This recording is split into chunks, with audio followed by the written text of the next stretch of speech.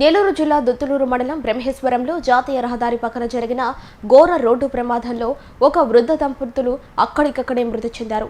ప్రమాదానికి సంబంధించిన వివరాలు ఇలా ఉన్నాయి. బ్రహ్మేశ్వరం సెంటర్ వద్ద జాతీయ రహదారి పక్కన ఉన్న ఓ చిరు దుకాణంలోకి వేగంగా దూసుకువచ్చిన మినీ అశోక్ లైలాండ్ వాహనం దూసుకెళ్లింది. ఈ ప్రమాదంలో దుకాణంలో ఉన్న వృద్ధ దంపతులు అక్కడికక్కడే ప్రాణాలు కోల్పోయారు.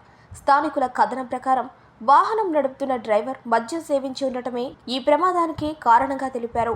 సమాచారం అందుకున్న వెంటనే దుత్తులూరు ఎస్ఐ ఆదిలక్ష్మి ఘటనా స్థలానికి చేరుకుని పరిస్థితిని సమీక్షించారు.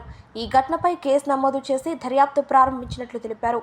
మృతదేహాలను పోస్టుమార్టం నిమిత్తం ఆసుపత్రికి తరలించారు.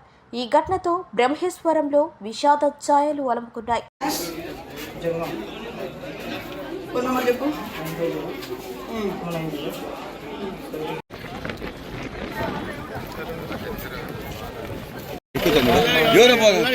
సరే వాళ్ళు ఆడికి పోలేదు కానీ సార్ స్టేషన్లో వదిలేసి సెంటర్కి అప్పు చెప్పి మా ఇద్దరు వచ్చేసాను.